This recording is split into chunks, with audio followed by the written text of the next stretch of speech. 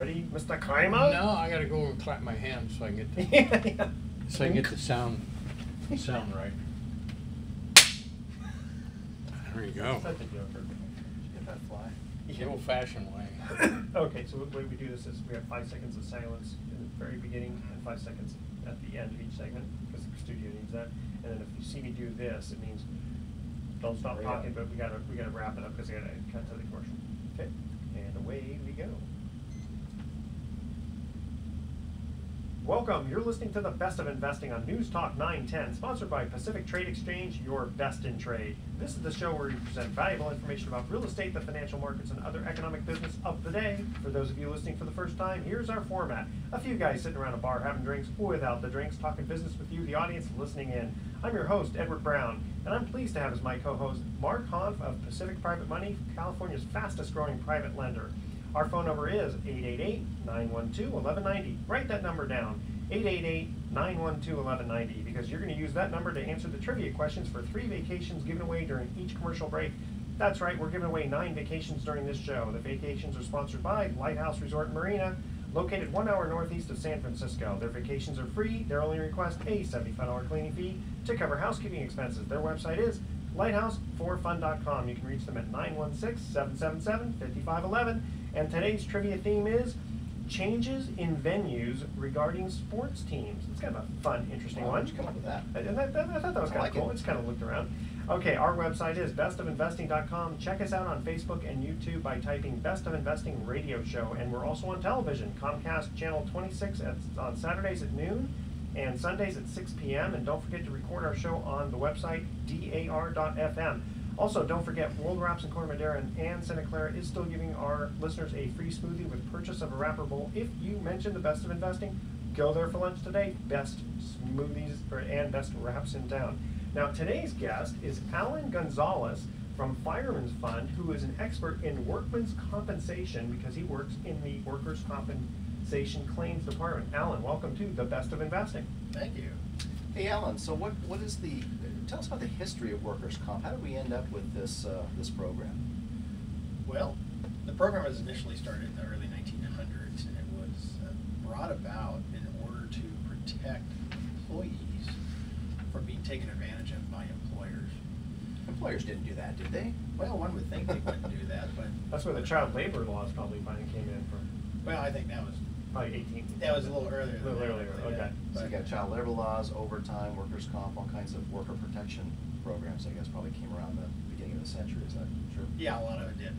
They're just, the employers were making an extreme amount of money at the cost and expense of employees. Employees who would get injured on the job, employees who would, lose a family member. And it got to be to a point where somebody needed to take a charge and protect the employees. Well, what did they do in the old days? Just basically say, hey, sorry, you can't work if you're fired. Carry them out. You carry them out on a stretcher, yeah. Not being from the old days, I wouldn't actually know exactly what they did, but you would presume that there was very little concern or caring for these people, and they would just ship them off and hire somebody else to do the job that they were doing that they could no longer do, and I don't think they really got much in the way of benefits. So in your opinion, has the workers' comp program been a success? I know that there's been a lot of talk, and maybe not so much lately, but a few years back there was talk about the need for workers' compensation reform, because like a lot of government programs and insurance type of programs, there's benefits and other things that kind of get away. Yeah, someone gets a hangnail and they say they're injured for life, that sort of thing. Well, yeah, actually, there's all kinds of issues like that. However, I think the program itself is a very beneficial program, and it actually has come around to be a very well-run program. There's always going to be issues in any program, any insurance line that you have, just because there's going to be people out there that won't want to follow with the right procedures. But quite frankly, workers' compensation is a simple program. It's designed to protect an employee who is injured on the job, and they have 4 basic lines of benefits provided to these employees. If you're injured on the job, you're going to get the medical treatment necessary to take care of you so that you can get better and continue to do the job that you've been doing all along. If you can't go back to work immediately, then you will be provided temporary disability, so you are compensated for the period of time that you're out of work. So you're still getting your medical treatment and you're getting disability. Well, I'll tell you, this is a situation that close to home here, and I think I mentioned this one time on the radio before. My father-in-law used to be a moving man, and one day he was hoisting up about 4,000 pounds worth of stuff. Some grand piano or something. Something like that, yeah. The rope broke, and as he was running away from it, it was about 10 to 15 feet high, he saw this thing break, and he was running away, and it caught him on the back. Broke his back and his knees and everything. I mean, he was the perfect candidate for workman's comp. And that was pretty much the only thing that saved him. You know, and he said, "Oh, I don't want to take no advantage, no insurance company." You know, and I go, "Hey, dude, you know, I mean, this is owed to." No, seriously, he was the opposite of the guys who want to take advantage of it. He was, you know, going, "Well, you know, I guess I just want my medical bills paid," and you know, yeah, okay, we were at least entitled to that, and that's where workman's comp is, you know, perfect for his situation. And you were saying that there were four things. So there's the wages, obviously, lost wages, and there's disability, and what are the other two? Well, the other two is permanent disability. For example, your Yeah, father-in-law, yeah, he was permanently let's say disabled. he can't do the necessary lifting that he once was able to do, and according to the way the system works, and part of the reforms that you were talking about, they have a new rating program that sets in motion a level of disability for individuals who are hurt. They have, it's whether it's for the back or the arm, whatever the body part is, you would get a level of disability. And your father-in-law probably benefited from that, and he received some form of permanent disability while he was determined unable to return to Correct. the regular type of work. Yeah, that he was that's right. doing. So that would be the third benefit. The fourth benefit is a form of retraining. It's called vocational rehabilitation voucher forms. Okay. And if your father-in-law wasn't able to go back to continue to hoist these grand pianos that you were talking about, then he could, in this day and age, go back to school, present the receipt for his education that he was doing up to a certain dollar figure, Yeah. and be reimbursed for that education so that he can go on and work in another field within that. Well, you know, it's interesting you mentioned disability because I know that like Social Security has a disability factor to it, but it is so, and I don't think they've changed it much in the last 20 years.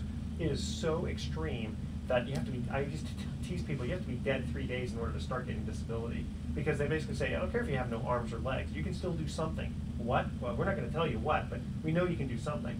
But workman's comp is a little different. I mean, it's a lot easier to collect on workman's comp. Well, Because the no fault. Right? it is a no-fault system, and it's actually, again, it's a very good system to have, because if you were hurt on the job, you would want somebody to take care of you. It's a pretty simple process. I work behind a desk, so maybe like pencil lead breaks. Yeah, you'd be surprised what a paper cut can do. Yeah. So I as bet you someone- get stuff like that. So Alan, as someone who's been an employer, and I've been in business for 30 years, and in a past life, I worked in a development company, and we had a lot of real estate, and we've had a lot of employees, and we've also had a lot of abuse of the workers' comp system. So you're on the claims side. Are you ever investigating fraud, or is that another department altogether? Well, there is another department called the SIU department, Special Investigations Unit. But as an adjuster, you have to identify whether there is going to be a fraudulent claim. And I'm glad you brought that question up and that point up, because even though fraud is a small percentage of truly what these claims are, because most of the claims that come across a person's desk are legitimate claims. I mean, people are truly hurt on the job, and it's, you know, because of an accident. Because we're not talking about negligence, doesn't really matter. It's, right? Doesn't matter whether they're negligent or not, just whether or not they got hurt on the job. Yeah, did they get hurt on the job? That's the big right. one. Now, there And are they truly hurt? Right. Well, Yeah. they're certainly, that's part of what an investigation might be, and there can be negligence, excuse me. But I would, as an adjuster, have to identify particular signs that might lead us to believe that there's a fraudulent aspect of this claim going on. And then you would refer it over to the Special Investigations Unit. And it's actually a very important part, because fraud is prevalent in all lines of insurance, but it's not everything that there is in insurance. So it's important to identify those cases for fraud and possibly, you know, find a conviction against those people. Yep. Okay, guys, we're going to go to our first commercial break here. We're in the studio with Alan Gonzales from Fireman's Fund discussing workers' compensation insurance. Make sure you stay with us, because we're going to get into what's the most prevalent injury and some fun stories. And when we go to our first commercial break, here's our first trivia question. In 1998, what baseball team moved from the American League to the National League? The first 3 callers with the correct answer win a free 3-day, 2-night stay at the Lighthouse Resort. Their website is lighthouse4fun.com. Call 888-912-1190. That's 888-912-1190 to answer this question. In 1998, what baseball team moved from the American League to the National League? 888-912-1190. Make sure to include your name, address, your email address, and speak slowly, and make sure that you spell out your email address slowly and 1 letter at a time, please. And we'll be right back.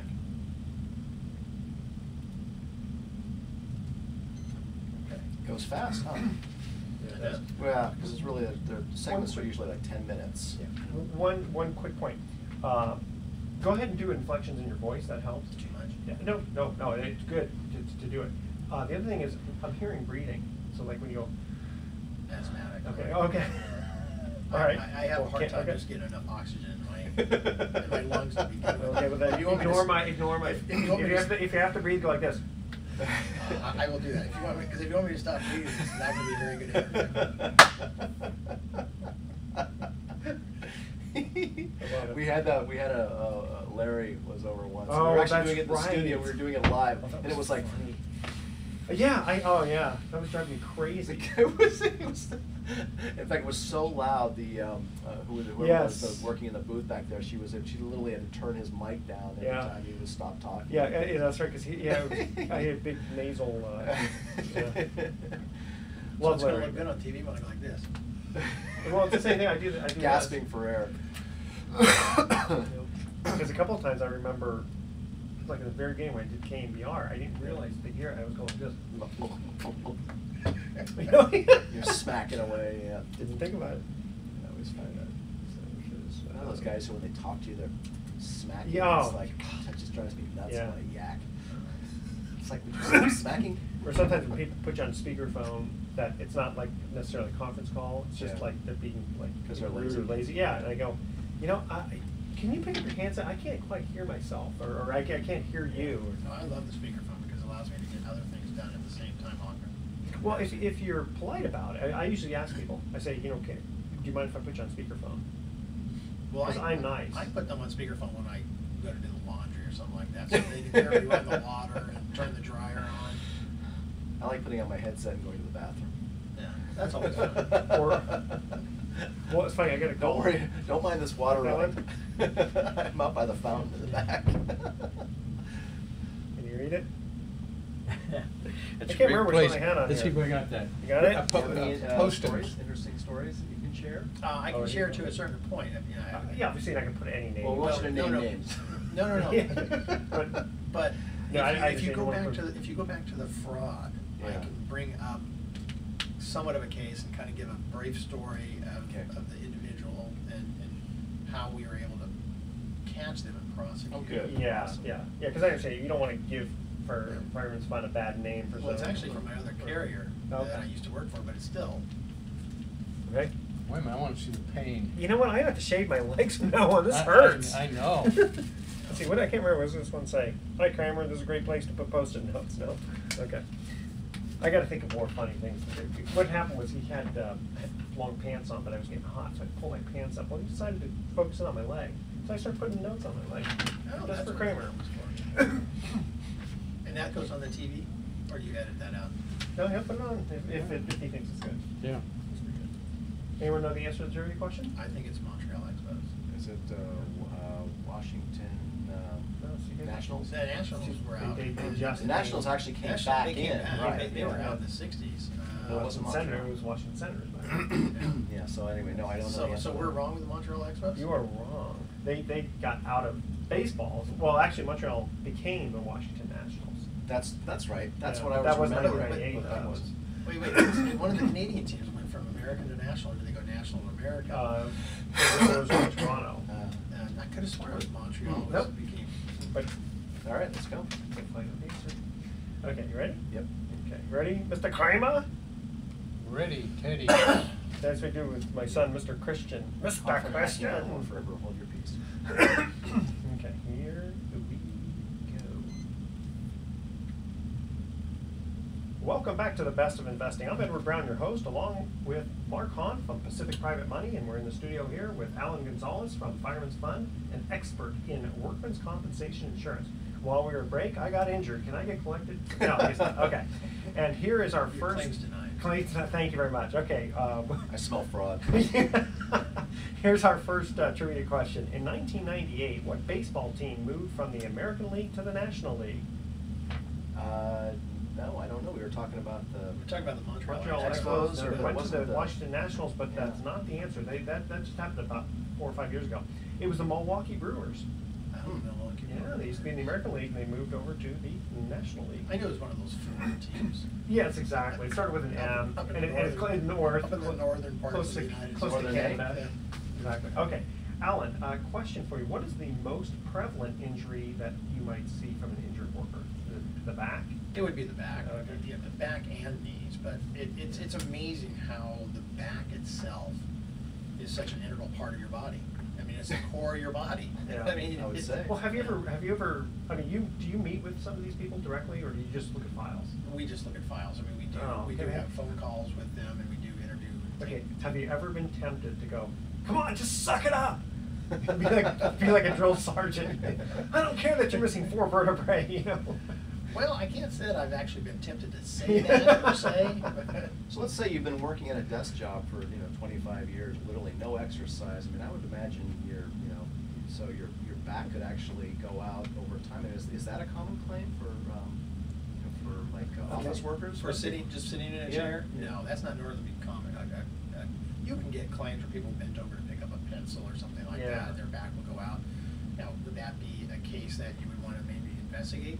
Not necessarily, because you still don't know, what these individuals are going through and how their back did get hurt. They could have been sitting in a chair for 25 years and doing nothing. That's true, and then, but when they got up at their desk and maybe reached for a pencil or something, that's when they're back. Because it's amazing how, one might think, that's fraudulent, but, I mean, I've seen people who are not necessarily, at home. They drop something, they pick it up, and they hurt their back. Now, that's not workman's comp, because they didn't do it at the job. Right, and that's the key, is where did, that's. Where did the that's- injury take place, right? Where the injury take place. Yeah, that's exactly. hard. That's one of the keys that we look into. If it's a case that we feel we need to look into, that would be you might consider that a Friday, Monday injury. Well, yeah, because they might have gotten hurt on the job on Friday, but didn't really notice anything until Saturday or Sunday. Or they might have gotten hurt on the weekend doing something, and then on Monday morning they came in, and that's what you were talking about. Right. But again, those are rare cases, and that's what an adjuster would do. They'd have to look to see what steps you would need to take to possibly determine if this is a case that you would want to move towards a special investigation claim, or if it's a claim that the person probably generally injured themselves and they just are unconditioned, and you have to then condition them. Well, it's rare unless it's happened to you. If you're driving around out there listening to our show and you're an employer, I would bet that just about everyone who's ever had employees has a story of a workers' comp claim that they believe or had good reason to believe was fraudulent, but because of the nature, the no-fault nature of workers' compensation insurance, unless you can prove definitively that that worker hurt themselves in a pickup basketball game over the weekend, or it was a pre-existing condition, more often than not, and it's certainly been my personal experience as an employer, that workers' comp just ends up paying for it most of the time. Well, yes, because it is a no-fault state, you do wind up handling some claims that may not necessarily be completely upfront. But again, you still have to take into consideration that these types of claims are very minimal in comparison to the broad scope of claims that we get across our desk. So it's not like premiums are based on a significant percentage of fraud, which I think might be certain employers' perceptions of workers' comp premiums, because they seem to only go one direction. Well, I was going Which to is ask you, up. when the economy is bad, do you see more claims? You do see more claims when the economy is bad. Can't see that. Yeah, exactly. Oh, Mark, you're such a pessimist. Well, that's where it would border on what you would have to do as an adjuster to determine whether that's a claim that needs to be looked into or not. So it does seem like there's an influx of claims when the economy's bad. Small correlation. Yes. But getting back to your point, for employers, Yeah. absolutely not is premium based on what somebody would look at from a fraudulent perspective. It's truly based on what kind of employees they have and what type of work or work they the do type every of day. work, yeah, because I know that we were talking off air that like painters and roofers, the premium can be as high as 30%. Right, or people in the higher. construction trades, Construction those trades, are exactly. high premiums Guy per dollar guy paid cuts his out. fingers off. You go, no. I hired him when he had no fingers. Hey, Alan, Pre-existing condition. How about any funny stories or stories, interesting stories from your claims department? Well, I don't have any necessarily interesting stories from the claims department, but I can tell you that I want to get back to the fraud aspect, because again, it's an important part that people understand that fraud is not what people think it is. It's not as prevalent out there as you would think. But sometimes there are happy endings to a case that is fraudulent. There was a case many years ago where an individual truly had an incident on the job, but the person pushed it Milked it. beyond the limits that they should have.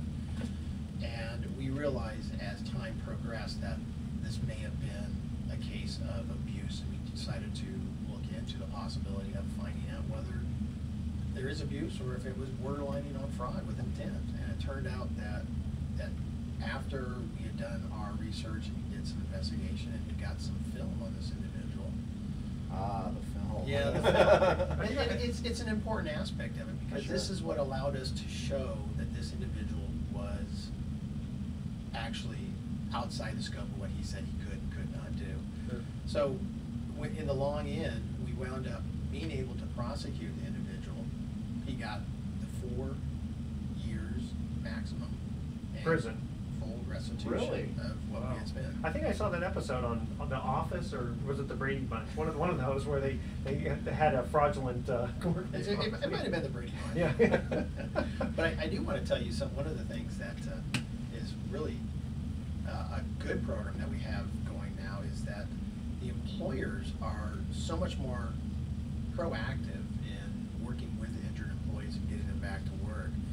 The return to work programs that we have for these employees is phenomenal now compared to what it used to be even 20 years ago. I know. I would hope that some of the insurance companies would want to do certain proactive things, like teach people, how to sit correctly in a chair, and stuff like that. Like I know some health insurance companies do certain things, like they'll lower your premium, if you go for a physical once a year, to be proactive, preventative. Do workman's comp, do they have those kind of programs, or is it preventative? Oh, absolutely. I mean, it's called an ergonomic evaluation. You go in and assess the work site of the employees and see if these employees are in a properly stationed chair. Do you do that with like roofers? Like how to lay roof, tiles on a roof? I mean, you think that, okay, hey, make your back a certain way, or You wear don't a take brace. you don't take an ergonomic specialist out there, but what you do is you send a loss control representative out there. Right, you Okay. have a loss And- control and- guy come out to your job Yeah. site, and then you do maybe a 20-minute or a half-hour type of Presentation, right. exactly. And one of the things For you guys, injury. one of the things you gotta understand is, safety is not an accident. To be safe, you have to make a conscious effort to take care of yourself and of your employees, and that's what our employers are doing Well, these I days. want to talk about premiums for just a minute, because I was mentioning again before the show that with state unemployment insurance, every new employer gets hit with the maximum rate possible, because once the state just assumes that everyone's going to quit, get fired from your job, and then as you have history of no claims, your rate keeps going down, down, down. With workers' comp, if you're a brand new employer, do they strictly just look at, well, if you have a maintenance crew, it's X percent, of the wages? There's classifications, right? Well, there are classifications, but unfortunately, I myself am not schooled on the underwriting side of it. I handle the back end of most policies and claims. When a policy is written, I take the claims that come across my desk. So not being an underwriter, I wouldn't be able to give you a complete Okay, what's your answer phone on number? that. I'm gonna call the office now and get him down here. Yeah, let's do that. Well, my experience with workers' comp was that there's a premium based on the classification, and then once you've determined what that premium is for that payroll period, you apply a percentage against that, and it starts out at 100% when you're new. And again, this is my own experience, and it may have changed in the last several years. And as you have good experience, i.e. no claims, that 100% would be reduced to Okay. 90 to 80. And in fact, I think we had a mod rate, as they call it, a modification rate, in our construction company of 60% at one time, which Okay, is I'm pretty going to darn try to good. explain that now as I understand it. Okay, so let's say for every $100 of wages, a painter, the premium is $30. It's like 30%. It's really high. So so when you start off, you as the employer pay $30 for that Full workman's 30, comp. right. Okay, that's the 100% part. If you show that everyone's safe, nobody You have no claiming, no claims. claims, you got down to 60% of that $30. Yes. That is significant. And On then the other side- conversely, right, we bought a property one time that had a certain type of worker that wasn't as proud as contractors were. They got injured a lot, and we at one point were over 200% in our premiums, and that was not fun. That's terrible. Alan, thank you very much for joining us in the studio here. You're welcome. We're going to cut to our second commercial break. And actually, can you give out your phone number in case people want to get a hold of Fireman's Fund for workman's comp? Well, I can certainly give out my phone number, but unfortunately, I don't have the 800 number, so I'll have to. That's okay. Everyone knows Fireman's Fund. I can get a hold of them. Okay, here is the second trivia question. What football team changed from the AFC to the NFC in 2002? The first 3 callers with the correct answer win a free 3-day, 2-night stay at the Lighthouse Resort. Their website is lighthouse4fun.com, and obviously AFC stands for American Football Conference, and NFC, National Football Conference. Okay, 888-912-1190. That's 888-912-1190 to answer this question. What football team changed from the AFC to the NFC in 2002? Call 888-912-1190. Make sure to include your name, your email address, and remember to speak slowly and spell out your information one letter at a time. And we will be right back. Excellent. Nice and simple, huh? I should know that one, but I'm struggling to guess. AFC to NFC. 2002? Yep. AFC, well, that was when they did a little bit of a realignment. Yeah, I right? know. They were changing. That's right. I mean, that's the only reason why that would have happened. So again, stay as long as you want, as long as you can. Let's see, what is it, 1:30? Yeah, unfortunately, I it's gotta go. 1:30, okay. I left at noon. But the president Where might was come. the 3-hour power lunch? Yeah, martini Yeah, lunch. come on. Those left in the 1990s, after they had the Too many workman's comp reforms stuff. that you were talking about. I'll need to get a card from you so I need your, do you have a card? I don't have a card. You don't? Ooh, No, I okay. gave them all out at the bar Friday night. I Um, met all these hot chicks. I just, I can give you Mark's card. Would you like I didn't expect. What do you? I can just write down my. Because he's got to I'll get it from you. put it on, when he does the TV, he puts the captions. Oh, you want Fireman's Fund? My Fireman's Fund card? I can. Well, just, Yeah. I guess your name and. You want your name? Yeah. Yeah. All right. I can just write it down. Okay, just write it down. Because Edward doesn't know who I am. Name, piece I of have paper. no idea who He this couldn't guy write is. that down for me. No. All right. Let's see. I need a pen. What do I add you in this? My unusual story, and it's not a funny story, but unusual story is the president of Fireman's Fund, which I don't know if he was the president out just the region here or of all Fireman's Fund, just to clarify that. But anyway, he was the president of Fireman's Fund. And I was doing a documentary with Comcast on fire prevention that we did every year. And when we met up with him, he had a house out there in Kent Williams, I believe.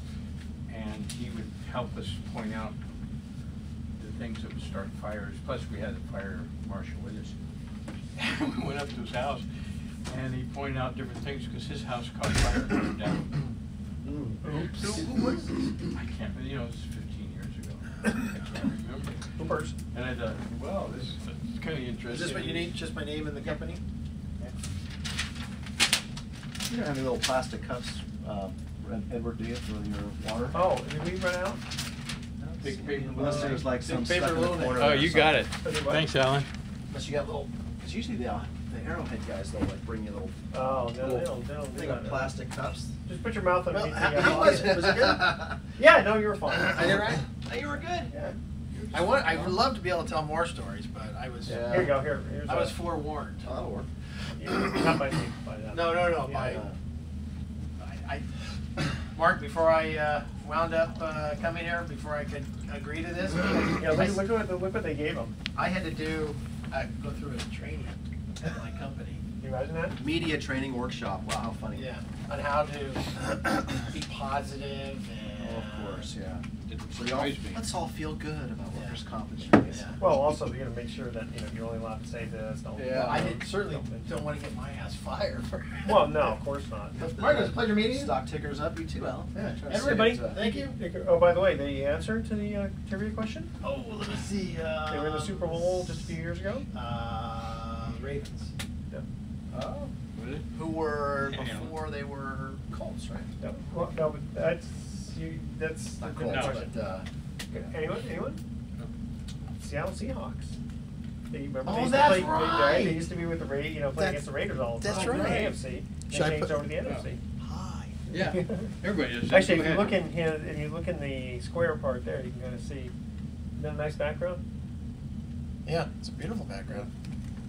Although you had me in it, so it's a lot better looking now that I'm out of it. No, get back in there. See Get back in there. All right. Facebook Yeah. end So up. don't forget Night. tomorrow at 1 o'clock. You can listen to yourself. Tell all your friends. Tell all your friends. I don't like my voice, but I'm gonna tell. I have to tell my company. Tell your company and. Do you have any friends? Um, You tell 'em. Well, Tell all 3 of them. maybe you can consider Edward one, but after today, maybe not. Hey, I'll listen for you. I'm your buddy.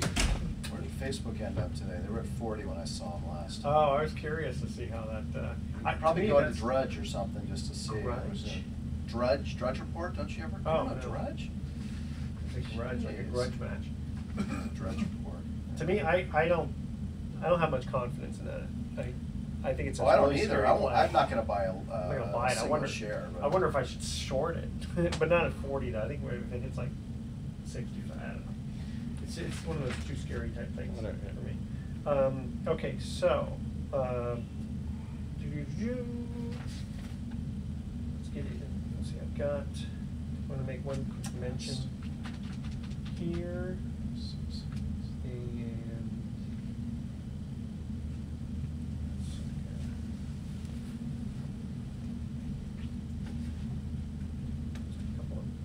Okay. Oh, here is the trivia question, or excuse me, email question we received from a listener for you. Okay. I know you charge points, but do you ever finance those points as part of the loan? Okay, that's a good one. That's a good question. Yeah. Very smart email from a very smart listener. Well, that guy sends in those emails. He's a brilliant guy. Brilliant. Brilliant. Hey, I know you've of been him. sending those in? Yeah. Yeah. You rascal, you rascal. you. Yes, I have. Okay. And then, so after email, we, you know what's interesting was, okay, JP Chase, right? They talk about how, oh, well, we didn't lose the public's money, right? We only lost our money. And ordinarily I'd say, well, okay, I can buy that. The only problem is that then eventually they come back to Congress and they go, listen, if you don't give us money, we're going to be out of business because we lost Right. money. Or So we then the need public tax has to- benefits. Yeah. It always comes back. That's the big problem I have with that. Okay, so Facebook closed at 38. So it opened at 38 and closed at 38, which they're looking to say, it's funny. Was there a high-low in that? Yeah, I was wondering if they. Yeah, it went up to well, of course it's not, I think it went over 40 Yeah. for a little bit there, and Yeah. then, but I'm not actually. Let me just see if I can. I'm wondering if it's going to be like one of the big disasters of all time with. I keep reading all the stuff I can about it and just trying to educate myself. Because I think Wow. people leave. Not only are there people leaving. Yeah, it's So I not talk to a high. lot of people and they go, I'm not interested in doing Facebook anymore, and there's going to be other competition, right? Oh, yeah. Even if there wasn't any competition, people are going like, why do I need Facebook? I just go ahead and just do email and. It did go up to 45. So the high low was went up to 45 briefly, and then goes to 38. So, and they're making it sound like that's a bad thing that it opened and then closed at the same Because rate. they usually Usually, end higher. yeah, I guess Yeah. because if you compare it to other IPOs, That's it. they open at 30 and close at 80. Yeah. And everybody, Is there a I shouldn't say everybody, but all the insiders are all like, dancing Yeah, they for get joy. all I'm a wrapped newly up. minted multi-hundred millionaire now. Yeah. So should we do email time right away, and then we can just Yeah. kind of drift into some Sure. other. Yeah, Yeah, you're I gonna wanna say, make a couple of this Talking email about came in Facebook, by. about the $2 billion boondoggle, and Yeah. talk This- about. This email came in by one of our listeners, Kramer Herzog. Yeah, exactly. That's right. Okay. One of our brilliant listeners. Yeah, right. And away we go. Welcome back to the Best of Investing. I'm Edward Brown, your host, along with Mark Hanf of Pacific Private Money. When we cut to the second commercial break, we asked this trivia question. What football team changed from the AFC to the NFC in 2002? Anyone? Well, I can't believe I didn't know this, and of course I'm cheating because you told us during the That's break, right. but it was the Seattle Seahawks, It which I was the should have Seattle known because Seahawks. I'm an NFC fan, but I didn't realize. I know that they came into the NFC West, in 02, but I didn't. And then they went I'd to the forgotten Super Bowl, they- right? Yeah, but I'd forgotten they actually come in Yeah. from the AFC. Okay, before we get into email time, because we got a good one for you here from a listener. Oh, good. I just want to make a couple of quick announcements here. I have got a building and that I had trees that needed to get serviced, and I found this guy who did a phenomenal job. And his name is Paul Bauman, B-A-U-M-A-N. And I've heard Paul, of- have yeah, you I've heard heard of that of name? those. Bauman, Paul Bauman's Tree Service. Tree Service, yeah. That's right, and that you can get him on the web, paulbaumantreeservice.com, and his direct number is 408-348-5241. And I told him, I said, Paul, you did such a great job for me, I gotta at least mention you on the radio. And he says, hey, if you do that, tell listeners they get a 10% discount. So Awesome. there you go. Yeah, well, Thursday was a hugely windy day, so if you lost some branches off your trees. No, it was just a situation where my trees just needed attention. Yeah. Okay. All right. So we have a trivia question that excuse me, a trivia question, an email question from a listener. Mark, it says, I know you charge points, but do you ever finance those points as part of the loan? Sounds like a sophisticated email. Okay, well, for new listeners out there, my name is Mark Hanf. I am president of a company we call Pacific Private Money Loans, and we're private money lenders, also known as hard money lenders. We make loans to the real estate investor community. We're making the loans that the banks no longer make.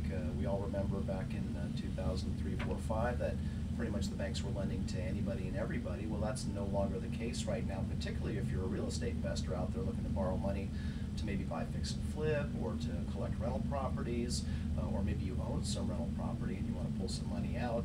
You can go to the bank and they'll laugh at you, or you can go you can call Pacific Private Money and we won't laugh at you. We'll say, how soon do you need that money? Because Excellent. we're very fast, we're very efficient, and we are the fastest growing Bay Area hard money lender. We're on an annualized rate of about 200 loans right now, do about 20 to 25 loans per month, again, mostly to real estate investors. Wow. And yes, we do charge points. Okay. Let me ask you a quick question on that. How many loans come across your desk in the month? Well, we get an awful lot because what happens is people call and they don't really understand how hard money works. They think that it's easy to get, for example, 100% financing using hard money because, well, if it's expensive, it must be expensive because they give you all the money you need. Well, that's not necessarily true. In fact, it's not true at all. Hard money is not 100% financing. Usually, it's typically 65. Some are now going up to 70%. Financing of the market value or the purchase price. So a hard money lender still wants to see you either have skin in the game or some equity in the property, or if you're buying, they want to make sure you're coming in with capital, that you're coming in with either your own cash or maybe you have an equity partner. That way you don't just walk away. Right, exactly. So, although there is 100% financing in this market, but that's another conversation we could talk about on another show. Or if you're interested in what 100% financing might look like today, of course, you can always call us Pacific Private Money. That's 415-883-2150. We're in Marin County, and be happy to share that with you.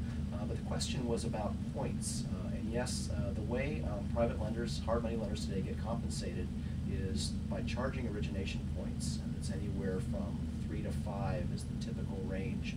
3 points to 5 points, and a point is 1%. So 1 point equals 1%. So if it's a $100,000 loan and you're paying 5 points, it's a $5,000 origination fee. And is the what we call it. terms of the loan, usually, how long a term? Length? Well, they're generally short term, 1 year, 2 year, 3 years, usually no more than 5 years. So 1 to 3 years are typical, particularly if you're gonna fix and flip. So if you're looking for money to help you buy fix and flip property, you're gonna wanna pay off that loan quickly. And so Oh, generally, sure. the turn time is typically 4, 5, 6 months. And so the interest rates, which is the other part of the question, are usually anywhere from 10 to 12% for a fix and flip loan. It could be a little bit lower. We do single digit loans these days. A 9% loan is not unusual if someone has a well secured property and maybe the loan to value is only 50% on this particular request, and they want it for 2 or 3 years. People generally, in exchange for a slightly longer term, will give better rates. So it's an interesting dynamic on how hard money is priced today. So for shorter term, you're going to pay higher rates and sometimes higher points. For longer terms, and longer term in the hard money world is 1 to 3 years or 1 to 5 years, you're generally going to find you might get better rates. And the theory behind that is the investor, the person who's lending into that loan, doesn't have to keep putting their money into a different loan every 6 months. But there's no prepayment penalty usually, right? Usually there's no prepayment penalty. Like the minimum guarantee. In lieu of a prepayment penalty, what we do is we say there's a minimum interest guaranteed on that loan. So in a fix and flip situation, it might be 3 months or 4 months. On a longer term loan, it might be 6 months or a year. That's perfectly fair, especially if you did a loan for, let's say, 9%, 3 points for 3 years. Mhm. That, to make a simple interest rate, it's 10% a year, basically. Yep, So exactly. that's not that expensive in today's market for hard money. Right, it's not. And so the question, going back to the question was, can you, I guess I'm going to use the term roll, can you roll the points, the costs of financing? In other words, can you roll those costs into the loan, or do I have to come in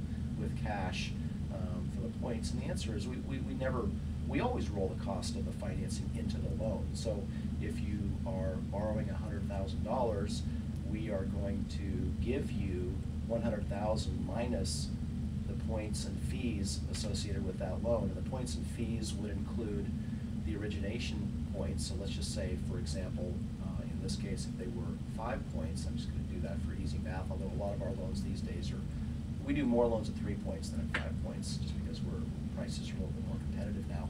But if it were 5 points, it would be $5,000, and then you figure documentation and processing would be another $1,000, and then title insurance and escrow fees could be another $1,000. So all told, it wouldn't be unusual for you to borrow $100,000, and the fees would be a total of $7,000. You would net $93,000 in that loan. So that's the actual money you'd get credit for. You'd either get that either be the portion of the purchase price that we're actually funding, or that if in the case of a cash out refinance, that's the money you would put in your pocket. Okay, fair enough. Awesome. Good. And again, how do people get a hold of you? Pacific Private Money, we got a website at pacificprivatemoney.com. So if you're a borrower out there and you want more information about our lending programs, go there. If you're an investor, we can talk about that a little bit later, and you're interested in learning about what's called trust deed investing, where you can earn 8 to 10% on your IRA or other savings. Information about that can be found on our investor website, and that's at pacificprivateinvestments.com. That's investments plural, pacificprivateinvestments.com. And you can always go to bestofinvesting.com and see Mark there. Hey, you know what I wanted to mention? Our trivia question, Yeah. the answer was Seattle Seahawks, that Mhm. they went from the AFC to the NFC. Do you know that actually when they started in 1976, they actually were in the NFC for one season? Then they switched over to the AFC, and then they switched back in Wow. 2002. I never would have known that. That one's kind of strange. Do a little research on that one. Before we cut to our third and final trivia question break here, I just want to mention also something. Have you ever been to a place called Nothing Bundt Cakes? Nothing Bundt Cakes is so funny. No, but I love bunt cakes. Oh my! If you don't know what a bunt cake is, it's fabulous. Okay, this one, yeah, they're in Just Corte to try to get the Madera, whole thing. and they're also giving our listeners a 10% discount. And their red velvet cake, oh my gosh, with the frosting on it, it is to die for. And as for Nick, the owner, and it's 415-924-2500. Nothing Bundt Cakes. I love that name, Nothing Bundt Cakes in Corte Madera. Okay, here is our final commercial break, third trivia question. What football team went from the NFL to the AFL in 1970? The first 3 callers with the correct answer win a free 3-day, 2-night stay at the Lighthouse Resort. Their website is lighthouseforfun.com. You're closing your eyes. I think you're thinking about this one. Call 888-912-1190. That's 888-912-1190 to answer this question. What football team went from the NFL to the AFL in 1970? Make sure to include your name, address, email address, and remember to speak slowly and spell out your information for us 1 letter at a time, and we will be right back.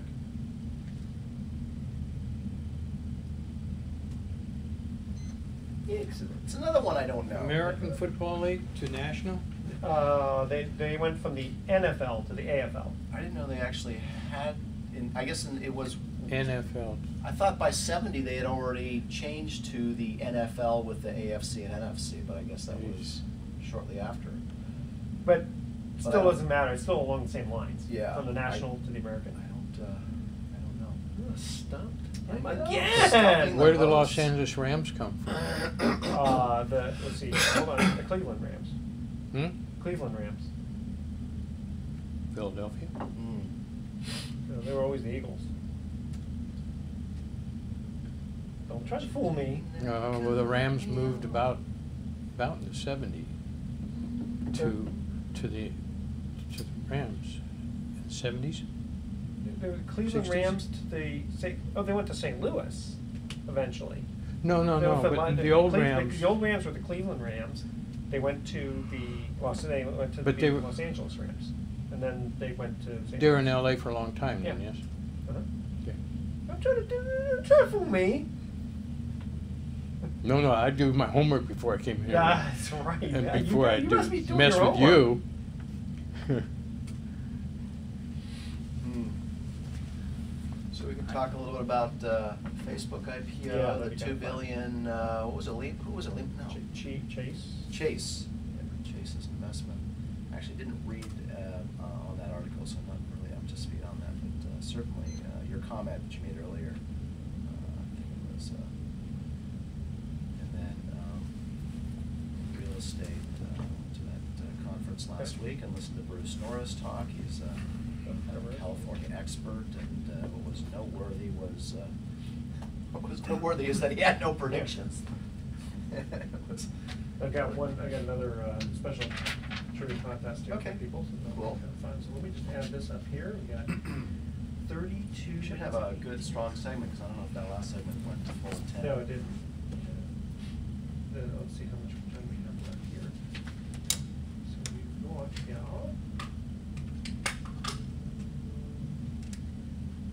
about 11 minutes and 42 seconds. Alrighty, we're just happening. They're happening. Hey, you ready, Mr. Kramer? No. Not yet. Gotta give more filler time. Get up on Okay. the desk, start dancing. Yeah, well, I'm using short. You're gonna find out. I'm using shorts of the best investing. Okay. Oh, good. That's fine. It's So fun. you- Yeah. you- And you still haven't used my famous. I can't remember where I put that. You don't know where you. Oh, I you put bad it- boy. No, I got. Oh, you bad boy. I know. That's okay. Bad boy. Yeah. All right. Donna Summer just died. I heard. She couldn't have been that old. What, 60? 63. Oh, gosh. Unhealthy living, I guess. No. I think she was actually apparently like a really good mother, and Really? yeah, I know. That's it was surprising for her. She has cancer. Oh, Yeah, okay. I'll do it to you. Cancer will. Okay, bad boy. Bad boy. I'm ready. Nothing but the bad boy. Bad boy. Okay. And away, as Jackie Gleason would say, and away We go. Yeah. Okay. Welcome back to the Best of Investing. I'm Edward Brown, your host, along with Mark Hahn from Pacific Private Money. When we cut to the third commercial break, we ask this final trivia question. What football team went from the NFL to the AFL in 1970? Can't believe all your questions have stumped me today. Wow, the Baltimore Colts. Because if you remember before, They were in the NFL because they played the Jets in the Super Bowl. And Jets were the AFL, right? So then in 1970 they true. changed, and then they went ahead and played the Dallas Cowboys in the Super Bowl. I remember because that was on my birthday. Now they got the first round draft pick. Let's see what they do next year. That'll be interesting. And let's see here. There are a couple of interesting things here. Okay, first of all, we are going to have another special trivia contest. And next week, actually, I think this is the week that we actually asked the question. So the question is, the average American does this about 19 hours each week. What is it? Now, here are the rules. You cannot be a previous winner on the Best of Investing, and you must email edward@bestofinvesting.com the answer by midnight tonight, along with your address and phone number. The winner will randomly be chosen among the correct emails we receive and will receive a beautiful 2-night stay at the Napa Valley Lodge, which is located in the heart of the Napa Valley in the charming town of Yountville. The Napa Valley Lodge is just steps away from the world-renowned restaurants, specialty shops, and award-winning wine tasting rooms. The Lodge welcomes you with friendly and experienced staff that are committed to make your stay as special as possible. Their guest rooms feature private verandas, many with courtyard, garden, or vineyard views, vaulted ceilings, and fireplaces. Hotel amenities include complimentary champagne, continental breakfast buffet, swimming pool, whirlpool spa, bocce ball court, poolside fire pit, spa treatment room, and fitness room. I think you and I got to go there. Call 707-944-2468 or go to the NapValleyLodge.com. All right, Mark, when we had gone to our commercial break, you and I were talking about two different things. One was Facebook just coming out, and the other was on the Chase, JP Morgan, how they kind of lost just a pittance, $2 billion. Yeah, well, I certainly got tired of hearing about Facebook being on the front page of every newspaper. Being a real estate guy, I'm not really a big stock guy, and I apologize to the audience out there if you're tuning in looking for stock tips, because I don't really have any for you other than, well, it was interesting because it went on, it opened on Friday at 38 and went up to 45 and closed at 38, and interesting, you know, the articles kind of lampooned that performance as though it were a failure, because I guess, you know, when you compare it to other IPOs of other internet companies that opened at some price and then maybe closed double or even triple the price, but you know, obviously it's just the first day, so you know, who knows where that's going to go. All I can tell you is I'm probably not going to buy any of that stock. I'm a little concerned myself. My own personal feeling, and it's not a prediction, but just my own personal feeling is I think it's going to bomb later on. I just don't see. Well, the market cap is higher than Amazon, and Amazon is one of the most fabulous success stories in internet tech right now, and I just don't see the comparison. No, I've heard a lot of people leaving Facebook rather than gaining popularity, so that's my own personal prediction there. But actually, no, I said I wasn't going to make any predictions. That's just my own personal feeling. Okay. Now the other nothing more than feelings. Okay. The other thing was about Chase losing $2 billion. Yeah. Okay. Now I know that they mentioned about, well, we just lost stockholders' value. You know, we didn't. It didn't cost the public government. money. It was their public, own exactly. money. However, the thing that gets me though, if I were to hear that, if I were a congressman, I'd say, well, the problem is that eventually, if you guys keep losing money, you're going to come back to us and say, bail us out. And the reason is because you lost money, and then we are talking taxpayer money. Right. It's hard to lose $2 billion and not have an impact somewhere on the public. Like you're exactly right. Or favorable tax treatment. Obviously, by losing $2 billion, they're going to write that off on their taxes. So their tax bill is going to be quite a bit less, if any, for this year. Yeah. You know, so there is a cost to the public, and so that's just it'll be interesting to see how that works out. Good.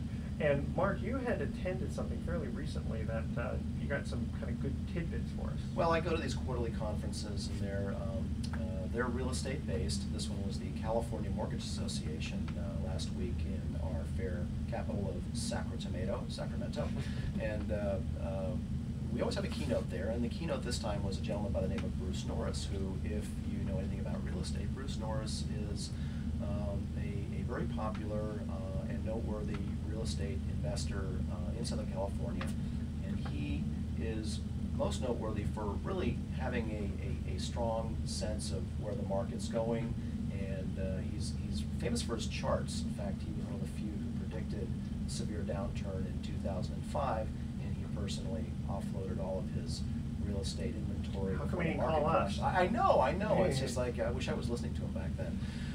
So anyway, what was interesting is he regaled us for about an hour at this conference, showing all his charts of where various real estate statistics were, and employment statistics, and credit statistics, and foreclosure statistics. But we all felt a little bit cheated at the end of that, because he didn't have a prediction for us as to where the market was going. And the net really was, here's a guy that is in the business of knowing, in the business of reading the tea leaves or the charts in his. Well, I got to interrupt you for a second. Yeah. Back in 2005, when he had conferences, did he actually come out and say with his prediction that the market was going to turn down? I believe he did. In Okay, fact, okay. he recommended, and he took a lot. He said he took a lot of heat for that, because he was debated hotly by other so-called experts in the industry for that. So Okay, yes, so he did make it public. He did All make right, it public. But this time, Well, this time he said there's too many variables, and one of the biggest variables is we've got an election coming up. So That's true. what's going to happen if Mr. Obama gets reelected, or if Mitt Romney comes in? What happens if the Democrats get a supermajority? I mean, there's a lot of variables. But he wouldn't say, if this happens, then this, if that happens, then that? No, not really. And one of the biggest unknowns really is the unemployment. And if unemployment comes down substantially, then I think I wouldn't be surprised to hear him definitively say, look, the worst is over, it's time to buy real estate again. Not that he's not saying it's time to buy real estate, he is, but he's cautious about it. And one thing that's interesting about the real estate market right now is that a number of people are saying we're in a mini bubble right now. And the reason is because the banks have really not been foreclosing. There is a huge amount of shadow inventory out there, but the banks are just letting it ride. In other words, they're not foreclosing on people who are not paying their mortgages. Putting it out to more. And what did we talk about a couple of weeks ago about how I think the average length of time for people who are in foreclosure and have been living in their home not paying their monthly payment has now gone over 2 years. Wow. And that's just astounding. And so the banks are, so some are arguing that this so-called recovery we're seeing in real estate right now is a false recovery created by the banks who refuse to foreclose on that non-performing real estate. That's a very good point. And what's going to happen with interest rates? I mean, with the variables of, Obama or Romney or some third party coming in, or unemployment, I think you could give at least 3 very accurate predictions, and here they are.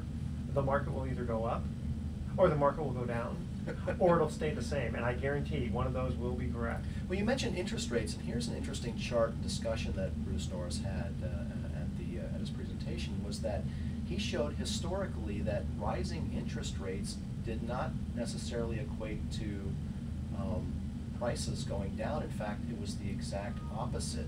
Rising interest rates always resulted in a growing real estate market. Is that because people are suddenly wanting to jump on the bandwagon before interest rates go higher? Yeah, there's a number of factors, and that's one of them. So it's just people think they understand intuitively what's going to happen based on a certain outcome, and but the point is that those who argue, well, if interest rates go up, then housing prices will have downward pressure on it. Well, that makes sense intuitively, but that is not what has happened in the last 4 or 5 cycles of real estate. So it's just things don't always work out in an intuitive fashion like that. Well, yeah. So and the other thing we talked about at the conference, which is interesting, is that trust deed investing now is we're in the business. Those of us in private lending, we're offering an investment product to our investors known as trust deed investments, and essentially what those are you as an individual can fund a loan secured by real estate through a licensed real estate broker like Pacific Private Money. And one of the interesting aspects of that right now is years ago it was a little known investment vehicle. I mean, it was almost reserved to people who had experience in real estate in some form or fashion, that knew of this incredible way to get 8 to 10, sometimes even more. I mean, it used to be you could get even 12% returns on your monies, and What's interesting is there's just more and more money is entering the market right now, and we get calls daily from new investors saying, hey, can I find out more information on how I can make 8 to 10% returns on It's my almost money? like a safe haven because there's not too much alternative out there. Well, and right, and the point is that we really have, for all intents and purposes, I think, seen the bottom of the real estate market. So if we're lending now on those adjusted values, and you can get 8 to 10% on 65%, the safety and security factors are pretty amazing right now. You should definitely look them up. Okay, thanks, Mark. And here are our thoughts for the day. A jumbo jet uses 4,000 gallons of fuel to take off. Now, with gas prices at $4.50 a gallon, I don't get it. How do they make any money? Okay, and a large flawless emerald is worth more than a similarly large flawless diamond. But please don't tell my wife, or suddenly emeralds are a girl's best friend. Tune in next week to the Best of Investing. We're going to be giving away 9 more free vacations for answering trivia questions. Thanks for listening. On behalf of our team, I'm Edward Brown, wishing you the best of investing. So long. And that's